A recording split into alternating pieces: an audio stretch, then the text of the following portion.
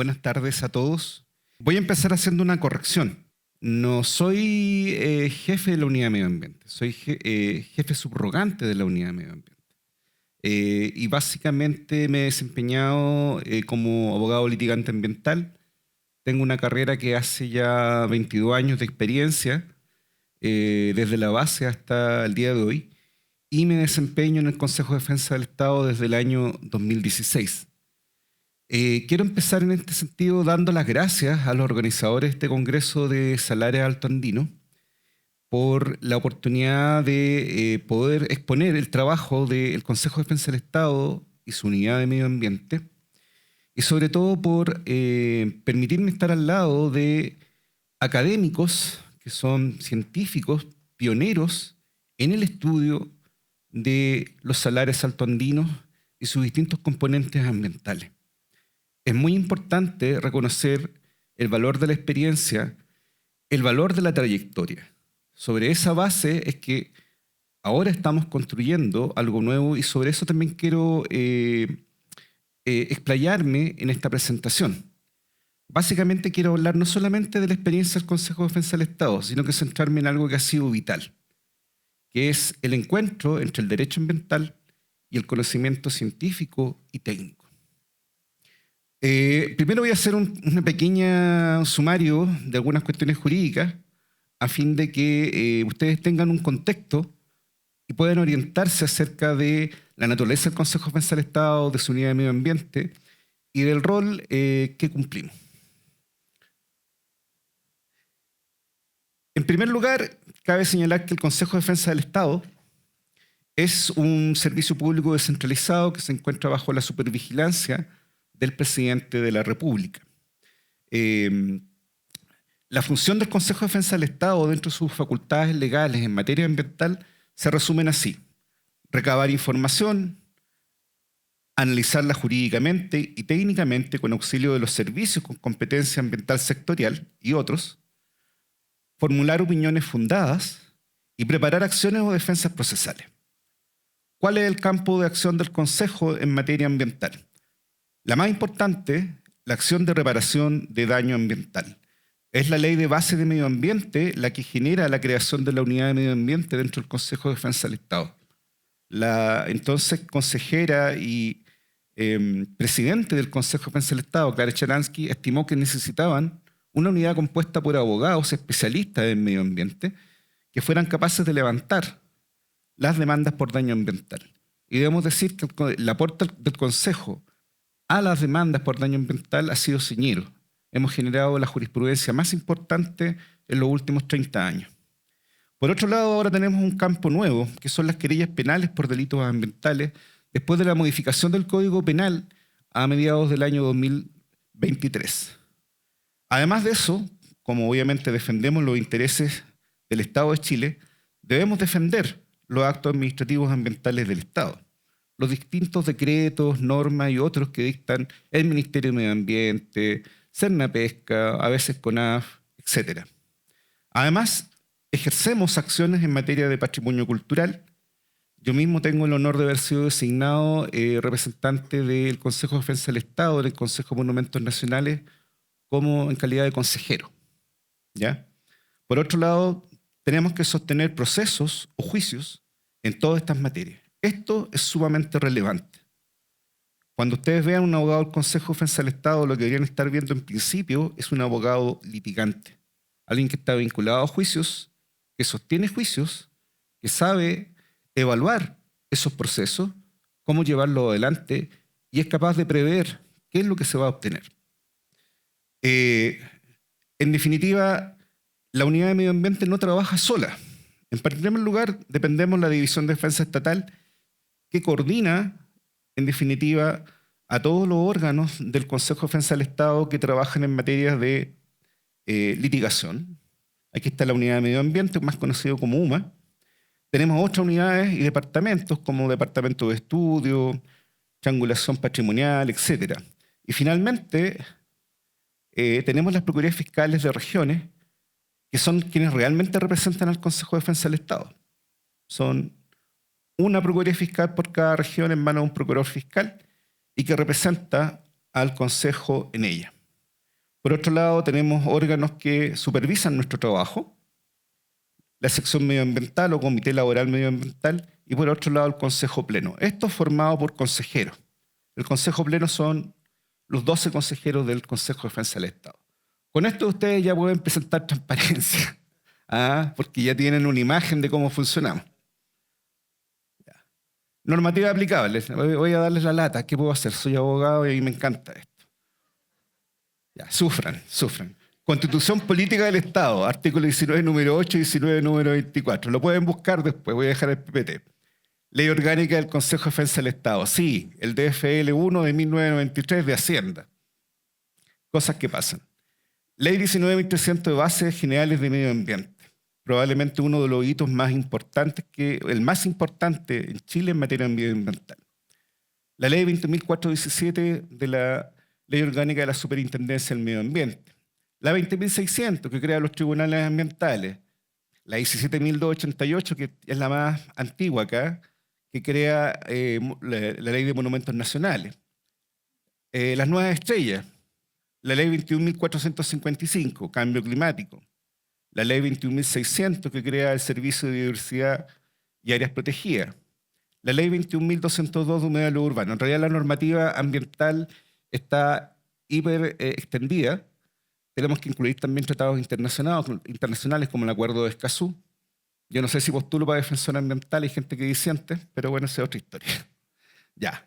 Bueno, estoy protegido penalmente como funcionario público, aunque en realidad no sé. Ya.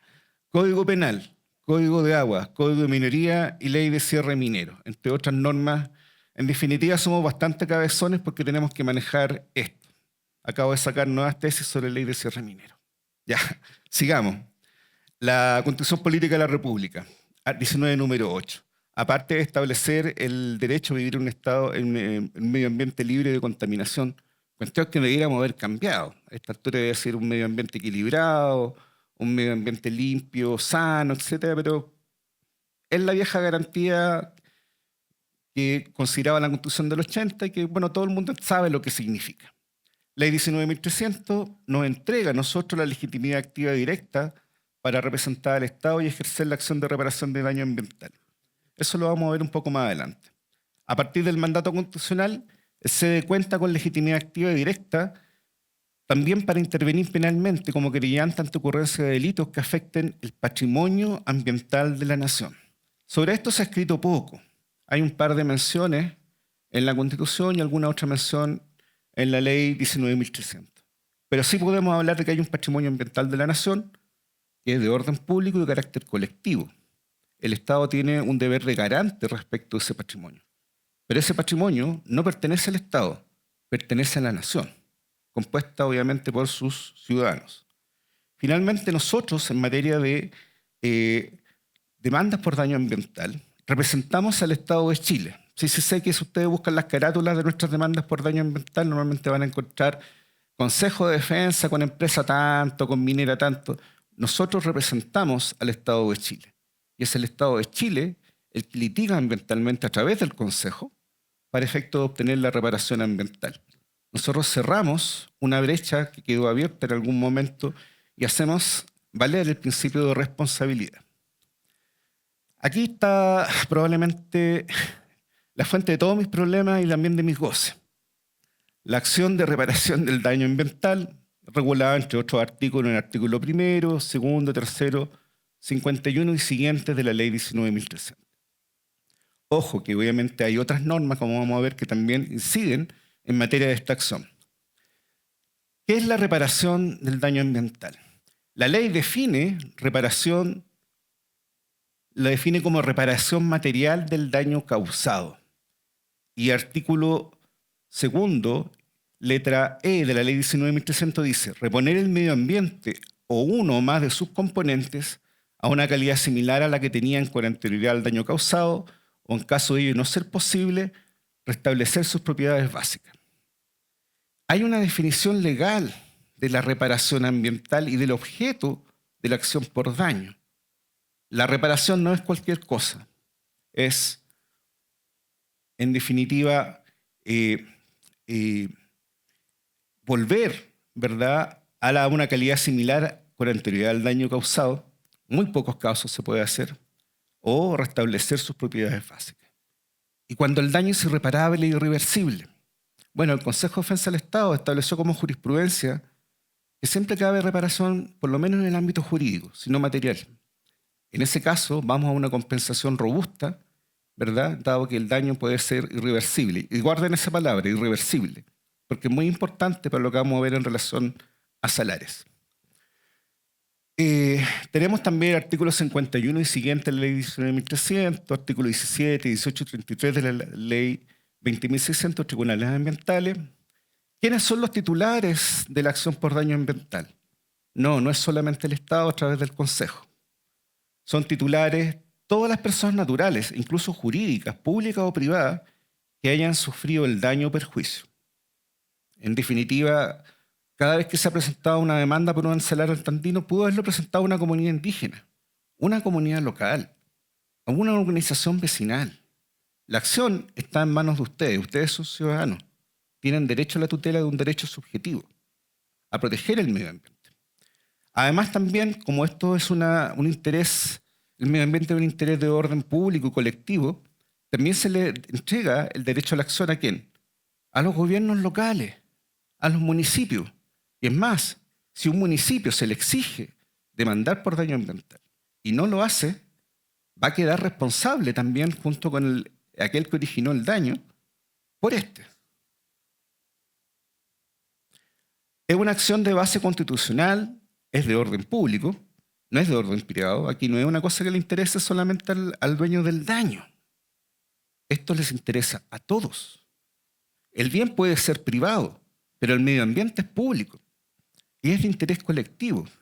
Le interesa a todos los que estamos acá y le interesa también a las generaciones futuras. Vamos a hablar un poco sobre eso. Aplicación supletoria de normas de disposiciones del título 35, libro 4 del Código Civil. ¿Qué significa eso? Que hay ciertas normas que rigen responsabilidad extracontractual civil. La más importante se llama solidaridad, que aplica también al daño ambiental. Cuando hay dos o más operadores o intervinientes que tenían poder de decisión, que tomaron iniciativas o bien cometieron omisiones que necesariamente cooperaron en la producción del daño ambiental, todos responden solidariamente. A todos, en conjunto o en forma individual, les es exigible ¿qué cosa? La obligación de reparar materialmente y o compensar aquel daño que no es reparable materialmente. Complementariamente, tenemos también que a la acción de reparación del daño, que genera una obligación de hacer, de reparar, puede estar acompañada por una acción de responsabilidad extracontractual civil por las consecuencias patrimoniales y morales derivados del daño civil como daño ambiental. En otras palabras, una obligación de dar. Indemnízame por el tiempo que no pude ocupar el río, por las llamas que murieron, indemnízame por la vega que se secó. Y esto es dinero. Ustedes pueden interponer la acción después de la demanda por daño, si ha sido exitosa, o lo pueden hacer desde antes, porque operan de manera independiente y en forma paralela. Ya. Acá tenemos 3 ejemplos. Yo me voy a referir a 2 salares, y un acuífero y una vega, porque estamos hablando en general también, entiendo yo, de ecosistemas altoandinos. Segundo, porque dicen relación a causas que están terminadas. No son causas que estén tramitándose ahora o en juicio, por lo tanto no puedo decir nada sobre eso. Ni tampoco me voy a referir a causas eventuales o futuras. Ya, aquí tengo gente que se ríe, pero bueno, saben cómo soy. Tenemos un caso, Salar de Puntas Negras, que toca muy cerca, obviamente, a Calama. La comunidad de Peine forma parte de la misma región, de la misma cuenca del Salar.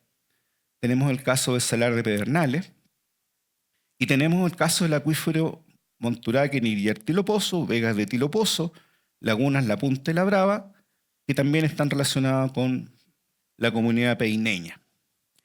Todas estas demandas por daño ambiental fueron presentadas ante el primer tribunal ambiental de Antofagasta. Necesito un poco de agua. Lo que siempre le digo a los testigos, pide agua porque se va a quedar seco. Sigamos. Vamos a referirnos un poco acerca de ella Y lo que voy a explicar de trabajo entre derecho y ciencia dicen en relación con estos temas concretos. Porque si no hubiésemos trabajado con el aporte científico-técnico de profesionales de la ciencia o técnicos de los servicios del Estado y también como consultores externos, la primera y la más grande, doña Cristina Dorador. Llevo 10 años tratando de conseguir consultores externos. Alguna vez conseguí algunos, pero venían obligados por la Academia de Ciencias. Cristina se presentó de voluntaria. Dijo, yo quiero estar ahí. Eso no es menor. Bien, Salar de Punta Negra, aquí en la región. En abril de 2020 el Consejo interpone demanda contra Minera Escondida, que fue acogida por el primer Tribunal Ambiental por el daño causado en el Salar de Punta Negra. La destrucción del Salar de Punta Negra es una cuestión triste. Yo estuve en terreno en el Salar. Básicamente hoy día, con suerte, 1/3 del antiguo Salar permanece vivo y relativamente viable. Todo el resto del Salar se secó completamente. La afectación o daño fue el componente hídrico. Yo me he dado cuenta en los últimos años que probablemente la afectación más grave en materia de daño ambiental es a los componentes abióticos, a lo que no está vivo. Si ustedes dañan la hidrología de un área por extracción de componente hídrico, por ejemplo, o si se dañan, por ejemplo, los sustratos o la estabilidad o procesos que tienen que ver con la estabilidad físico-química o geoquímica o hidrogeoquímica de un salar, es como lanzar una bomba atómica, es una puñalada al corazón. Se va a destruir. Entonces, claro, tú podrías perder una colonia entera de, por ejemplo, de, ¿cómo se llaman estos animalitos roedores? Tacu-tacu, tienen un nombre, que viven porque son sumamente locales y no se mueven. Entonces, se seca una vega y no se van. Pero eso lo puedes reponer.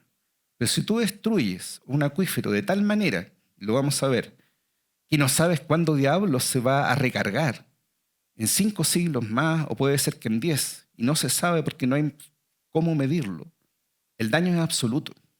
Y si tú dañas el sustrato también eventualmente, o alteras la calidad físico-química de los mismos, también obviamente, como hemos visto en las exposiciones orales, tú puedes esperar que en definitiva el ecosistema se venga abajo. El daño ambiental aquí disminuyó los niveles del acuífero, comprometiendo su regeneración, deterioro de sustrato salino, pérdida total o parcial de los bosfedales y su vegetación, pérdida del ecosistema particular del salar, modificación o pérdida de hábitat que afecta a la fauna, especialmente ahí los flamencos, pérdida de servicios ecosistémicos y pérdida de biodiversidad. Terminó por conciliación. Se llevó a cabo entonces quedó como una mesa de gobernanza que se trabaja con la comunidad de Peine. Este se hizo también gracias a la designación de un amigable componedor que se aceptó como un acuerdo por las partes. Entre las principales medidas que detalla el acuerdo conciliatorio, que es un equivalente jurisdiccional y equivale a una sentencia, está desarrollar un plan de mantenimiento de la funcionalidad ecosistémica de Las Vegas Canal Laguna, actualmente alimentados por el sistema de irrigación superficial y subsuperficial SRA. Eso está en permanente revisión. Además de eso, propender la aceleración de la recuperación natural del acuífero, manteniendo la funcionalidad de los VCLs y del sistema de recarga artificial. En fin, y obviamente esto es transparencia, hubo obviamente el costo total de millones de dólares para la reparación del daño ambiental causado. Salar de Pedernales, también es súpermente importante. Aquí demandamos a Codelco. Codelco es una empresa pública del Estado, pero Codelco no es el Estado. Y nosotros demandamos, incluso se nos acusó de destruir El Salvador. Íbamos a obligar a la evacuación de toda la ciudad de El Salvador como Consejo de Defensa del Estado, porque además interrumpimos la tramitación de Rajo Inca. Oye, ¿ustedes qué están haciendo? ¿Son funcionarios públicos? Oiga, no, Codelco cometió daño ambiental. Aquí también hablamos de la pérdida de parte del salar y de la vegetación del salar también por sobreextracción hídrica. ¿Ya? También llegamos definitivamente a una transacción En algún momento me voy a referir a eso y si no, pregúntenme por qué el Consejo prefiere las transacciones. Estoy dispuesto a responderlo. Vamos a decir en el fondo lo que hemos dicho siempre. Entre las medidas convenidas está la recarga adicional del acuífero, seguimiento, monitoreo y vigilancia, además de la realización de estudios para entender las condiciones y oferta de los recursos hídricos de otras cuencas de la zona. También hay un plan de reparación ex situ de 60 hectáreas de vega andina en que se restablecerán las condiciones hídricas que existían hace décadas. Codelco sumó además un plan para poner valor 175,2 hectáreas que incluyen sistemas vegetacionales zonales hídricos terrestres, los famosos SBAT, de los salares, pedernales, piedra parada y laguna. O sea, fue una transacción donde hay medidas de mitigación, de reparación y de compensación. Y ahora vamos al acuífero Monturaque, Negrillar, Tilopozo, Vegas de Tilopozo, Lagunas de la Punta y La Brava. Cabe señalar que hay otros salares en que el Consejo está litigando. Maricunga, por ejemplo, hay 2 causas asociadas al salar de Maricunga. Y tenemos también, se ha mencionado acá, la causa por el salar de Surire. Pero como no han terminado, no me voy a referir a esos casos, porque no puedo incidir en el curso que el proceso lleva ahora, y eso es bajo las autorizaciones de mis jefaturas. Acuífero Monturaque, Negrillar, Vegas de Tilopozo, Lagunas de la Punta y La Brava. Aquí el daño ambiental era irreversible, irreparable. Hablamos de un acuífero tan sobreexplotado que los modelos nos daban cuenta que no se recargarían hasta el siglo XXIII. ¿Y saben por qué decía siglo XXIII? Porque el modelo, ese era el punto de corte. En realidad no sabían si se iba a recargar en el siglo XXIII. Había 3 empresas que sobreextrajeron. Escondía, Albemarle y Minera Saldívar. Las 3 fueron demandadas por responsabilidad solidaria. ¿Ya? Recuerden ustedes que la SMA solamente había procesado a Minera Escondida, pero había una participación de Albemarle y también de Minera Saldívar. Ese daño ambiental en particular condenó a la desaparición, yo creo que de aquí al 2040, a las Vegas de Tilopozo. O sea, se están tomando medidas de mitigación, pero las Vegas de Tilopozo van a desaparecer. Con eso desaparecen 11.000 años de uso del ecosistema por la comunidad de Peine. Y se acabó, no más. Por lo demás, amenazaron también lagunas La Punta y La Brava, que estaban al lado de Tilopozo, donde había organismos extremófilos que Cristina estudió y ahí apoyó a nuestros codemandantes, que venían, terceros coadyuvantes del Estado en ese sentido.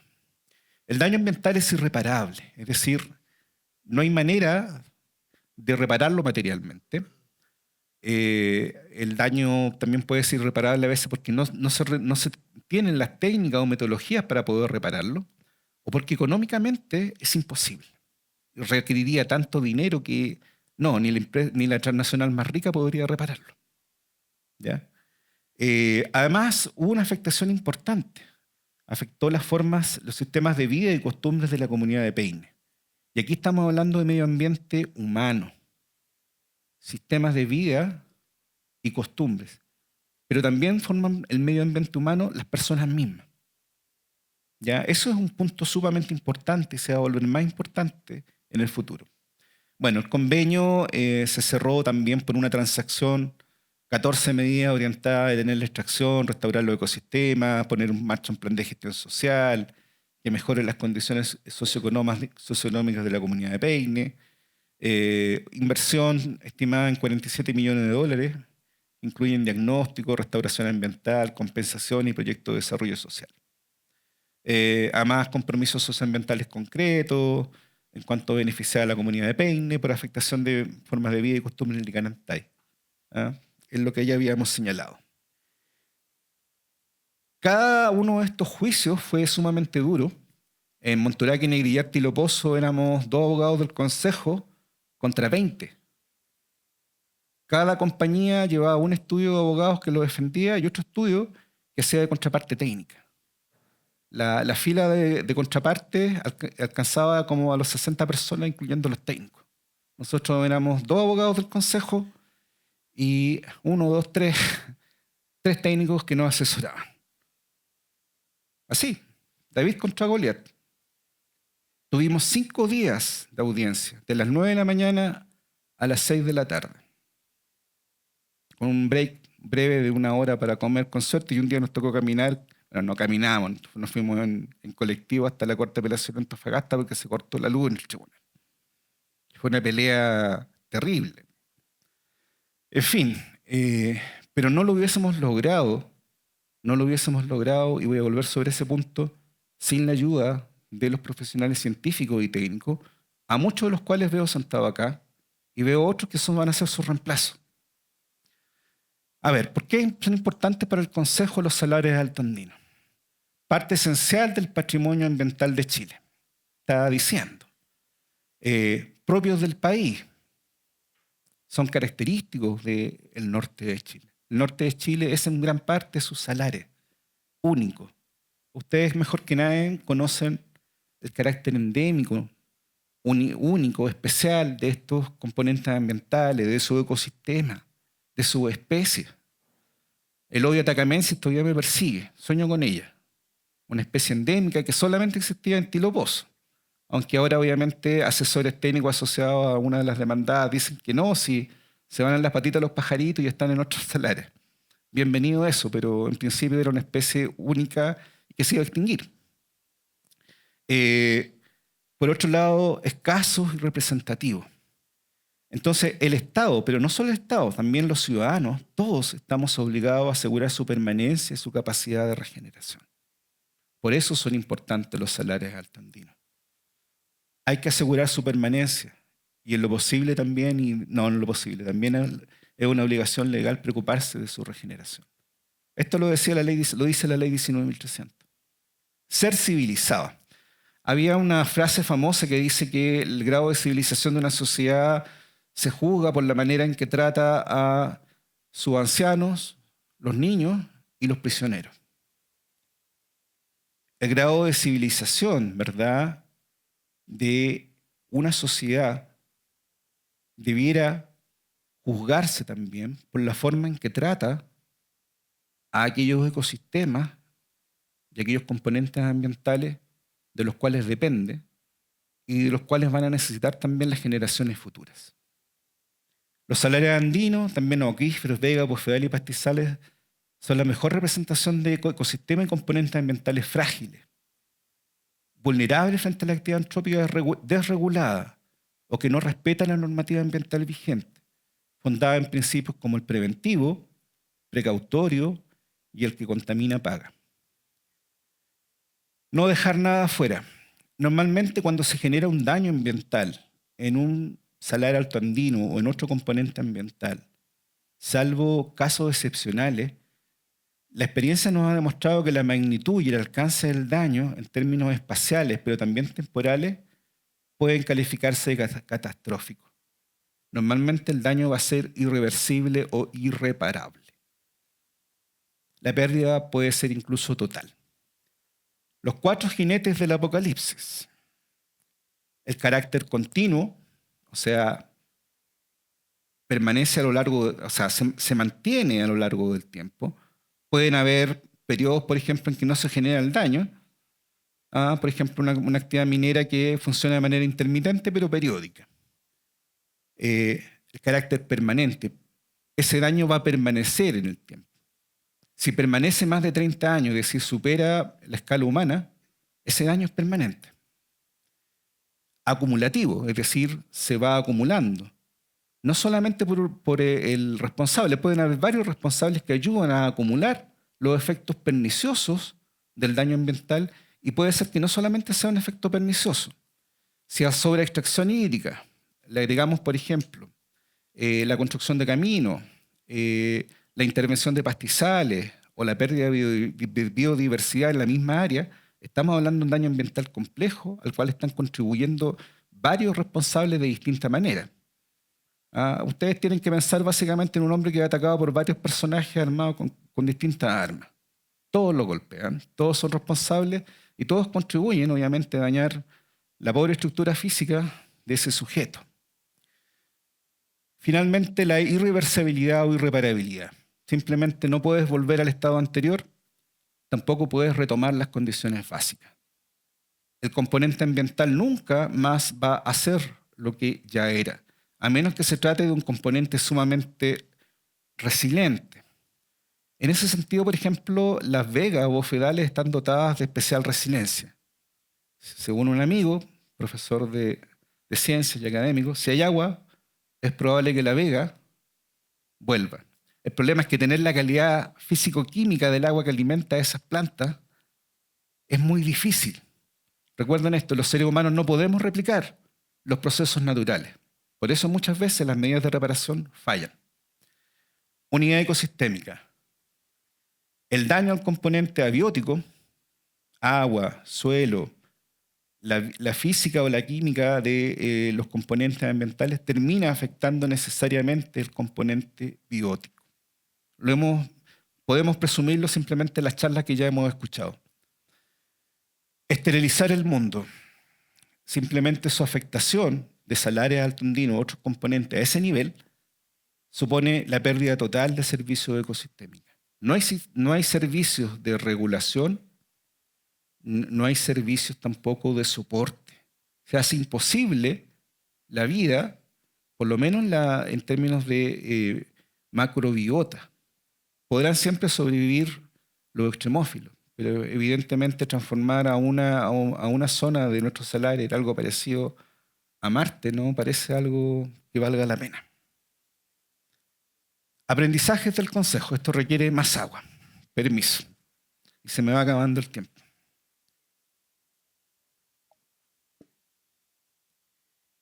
Importancia de la propia misión.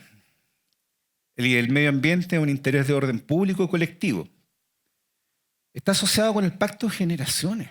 O sea, ¿qué van a pensar nuestros hijos o los hijos de nuestros hijos dentro de 50 o 60 años cuando miren este periodo histórico y piensen o consideren las decisiones que nosotros tomamos como sociedad? Porque no es el Estado el responsable.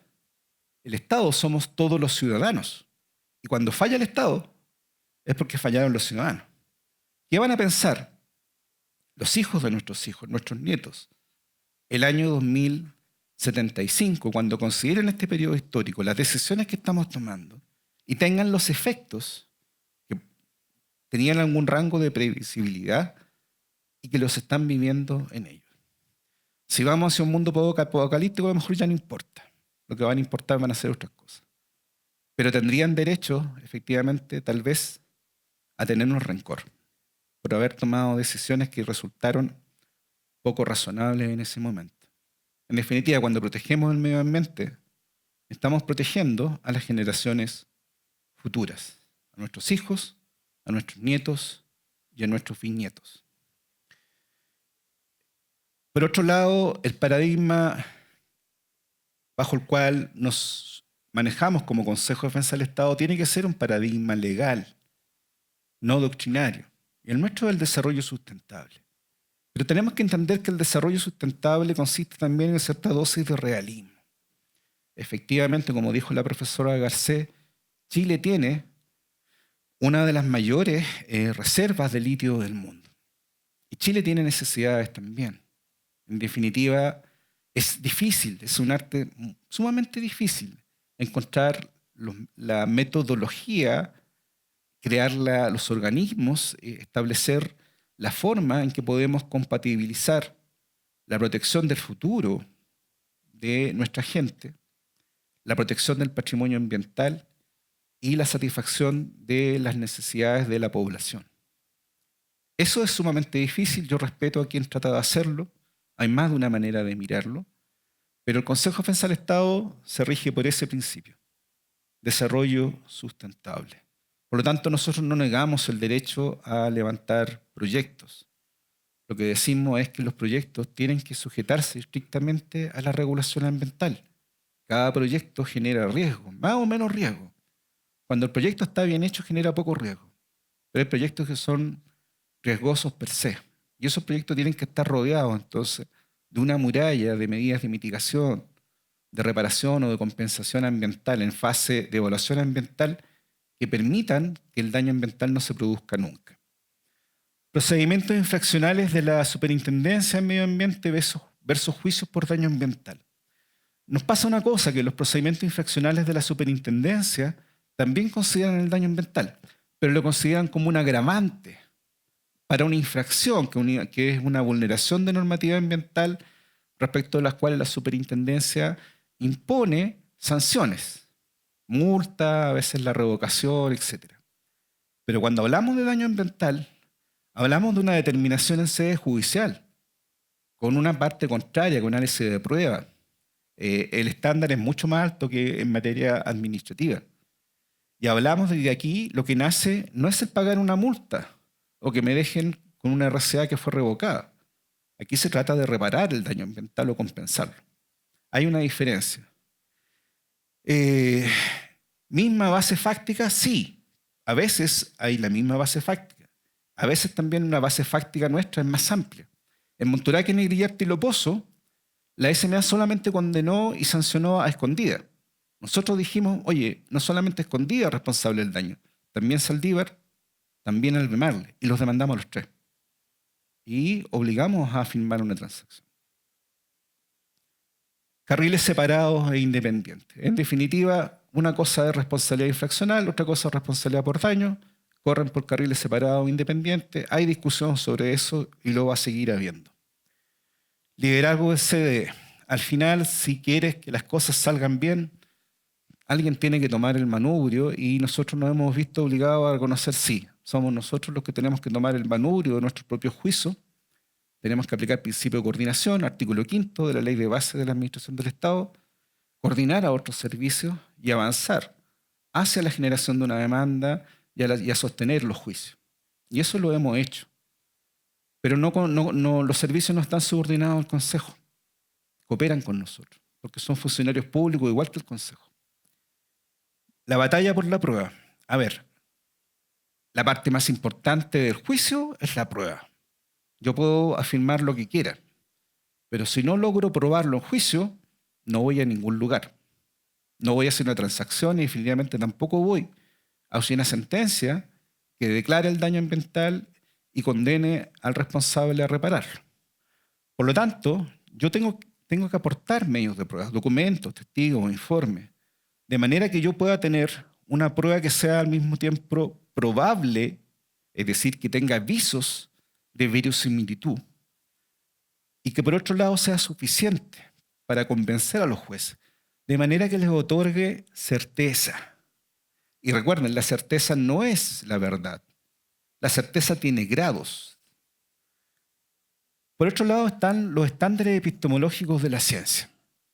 Ya esa cuestión es por una clase de filosofía.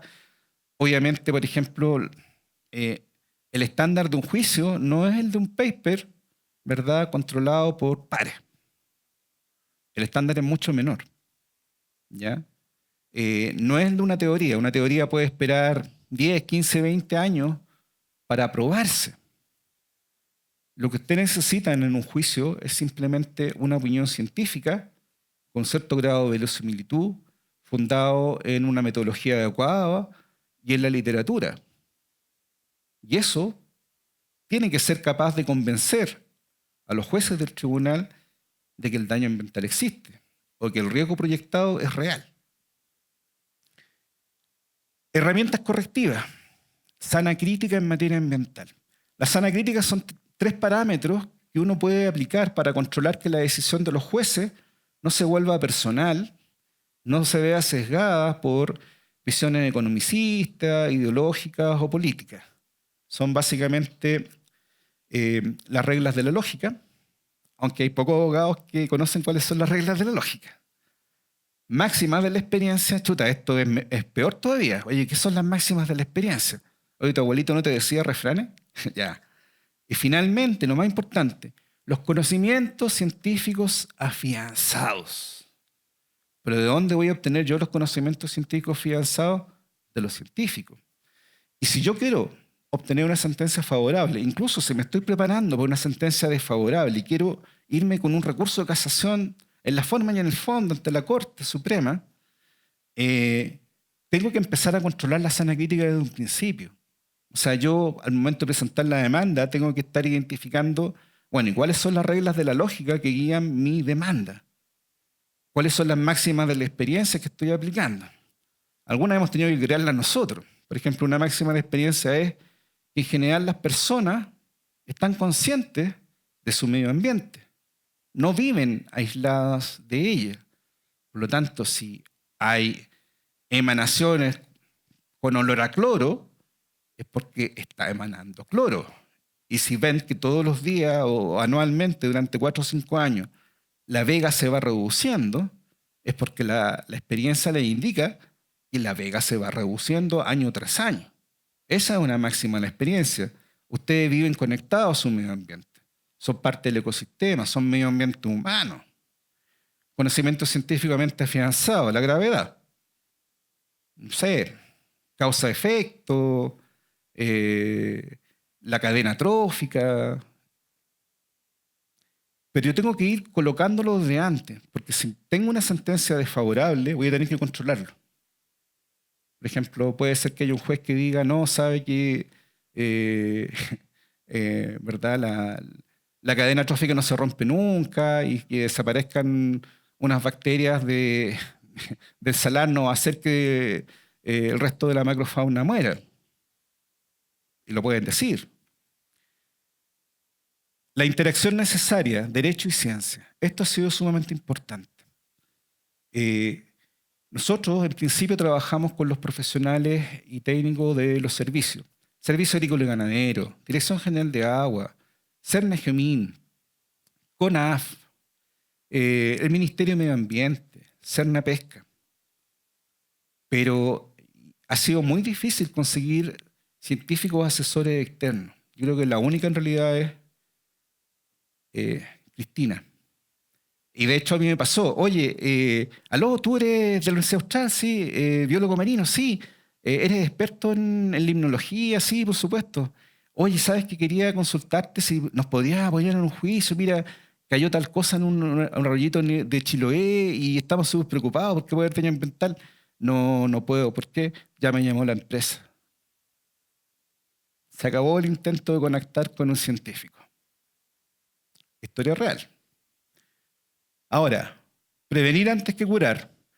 La reparación ambiental, cuando es posible, es difícil, sumamente complejo. No puedes replicar procesos naturales, es muy complejo. Y por lo mismo es incierta. Las medidas de reparación que fijan los tribunales, las medidas de reparación que acordamos nosotros con nuestros demandados, se pueden caer. Algo no funcionó. Las plantas no prendieron, nunca alcanzamos la calidad físico-química que tenía el agua, vino el cambio climático y lo echó a perder todo. Puede pasar cualquier cosa. Y se extiende además por largo tiempo o periodos indeterminados. ¿Cuándo se va a recargar el acuífero Monturaqui, Negrillarto y Loposo? ¿1000 años? O sea, ninguno de nosotros va a estar acá. Por lo tanto, lo mejor es prevenir antes que curar. Lamentablemente eso no es resorte nuestro. La prevención está en la evaluación de impacto ambiental y en la fiscalización. Se vincula con el Servicio de Evaluación Ambiental y con la Superintendencia de Medio Ambiente. Ahí hay otras herramientas que se pueden usar a fin de evitar tener que llegar al momento en que tú ya demandas por daño ambiental a sabiendas de que aunque ganes ese difícil juicio, probablemente no vas a recuperar lo que ya perdiste. Integración del grupo altruista. Esto tiene que ver con una de las conversaciones que escuchamos acá. ¿Cuáles son estos grupos que son lo suficientemente altruistas para dejar sus diferencias sociales, étnicas, políticas, ideológicas de lado y cooperar a fin de proteger el bien común? Comunidades locales, comunidades indígenas, ONGs, científicos y académicas preocupados por temas ambientales. Pero si a esto le sumamos el Estado de Chile, la sinergia es sumamente potente. Los juicios cambian. Las contrarias no tienen el control del juicio, dudan. se dan cuenta que pueden ser condenados. Las pruebas llueven. Hablamos de, en un juicio, 30.000 hojas de proceso. Hablamos de cientos de pruebas. Hablamos de académicos de importancia nacional exponiendo públicamente en una audiencia sobre el daño ambiental y cómo la ciencia aplica al derecho. Y finalmente, más vale un acuerdo con estándar mínimo que una sentencia dudosa. Aquí llegamos a la parte de las transacciones. Eso tiene como base un dicho que yo escuché por primera vez, creo que en segundo año de Derecho. En realidad, al principio no pescaba mucho. Que decía, más vale un mal acuerdo que un buen juicio. ¿Ya? Aquí lo que estoy diciendo es otra cosa en todo caso. Más vale un acuerdo de estándar mínimo que una sentencia dudosa.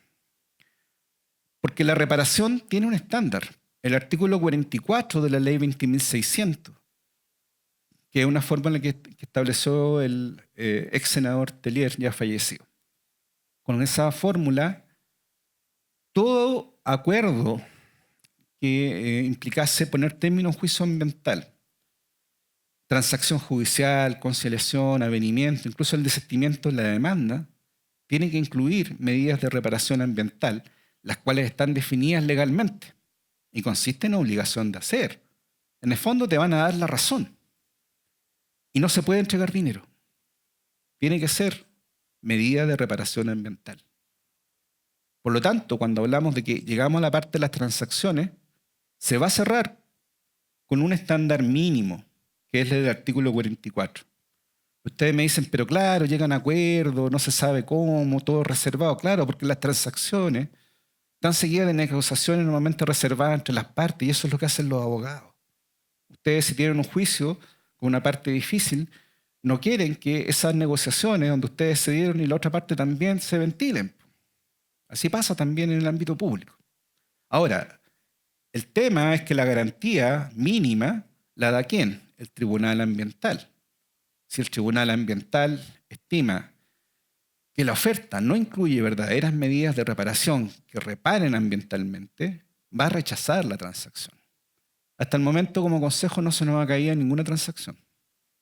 Espero que no llegue el día, porque significaría que no hicimos el esfuerzo por obtener el mínimo que la ley mandata. ¿Ya? Las transacciones además tienen un montón de consideraciones prácticas. Una de ellas es que tú puedes diseñarla. Una transacción siempre va a ser mucho más extensa, compleja, que una sentencia judicial. Segundo, te da certeza de lo que vas a obtener. Tercero, te permite establecer cómo van a funcionar todo. Y lo más importante, tienes un contrario que está dispuesto a cooperar. Nosotros no queremos someter al contrario, no queremos denigrarlo. Queremos que cooperen y vuelvan, en el fondo, a lo que era su obligación principal, primaria, la misma obligación que tenemos todos como ciudadanos, proteger el medio ambiente. Simbiosis. Ah, qué hermoso. Eso es una salida. Obviamente ahí está Cristina. Esto que está aquí es un abogado del consejo. Acá tienen profesionales técnicos de distintos servicios. Esto es un salario, obviamente. La simbiosis. Esto es un tema tan hermoso que, bueno, mi profe de ciencias naturales me dé hartos 7, pero bueno, ya no fue. La cosa es que abogados capaces de integrar disciplinas científicas y científicos capaces de entender la metodología, ahí me salió un condoro, está mal escrito, ya, de un proceso judicial y sus fines. Esa simbiosis es lo que garantiza que las acciones por daño ambiental puedan llegar a tener un buen fin. Si los procesos ambientales por daño ambiental, si estos juicios por daño ambiental, no incorporan ciencia, oye, pero ¿de qué derecho ambiental estamos hablando? ¿Sobre qué base están fallando los jueces? ¿De la ausencia de prueba? Yo tengo, por lo menos, gané 2 juicios, venía defendiendo al Estado contra daño ambiental, tan bueno no soy. ¿Y saben por qué los gané? Falta de prueba. Simplemente la contraria no había sido capaz de levantar pruebas científico-técnicas que permitiese establecer que el daño existía. Sí. Por lo tanto, la fórmula es, tienes que levantar la prueba suficiente que permita obtener esa demanda. Y esa prueba solamente la pueden dar los científicos, los académicos, los técnicos. Los abogados podemos levantar argumentos, podemos idear teorías del caso, pero yo no puedo probar, por ejemplo, que cómo, por ejemplo, ciertos cambios de condiciones físico-químicas afectan a una metapoblación X de biota. No puedo. Por lo tanto, nuestras demandas siempre comienzan en Google, buscando papers indexados de lo que sea. Incluso recuerdo que en una demanda X, yo el primer paper que encuentro es de Ingrid, de la profesora Garcés. ¿Ah? Y así, vamos levantando temas. Lo bueno es que la acumulación de conocimiento ha sido tal, por ejemplo, que en ciertas demandas por daño al acuífero Copiapó, no solamente contábamos con la información que nos entregó la DGA, sino que contábamos con suficiente información en Google como para haber levantado la demanda solo con eso. Porque el acuífero de Copiapó está hiperestudiado.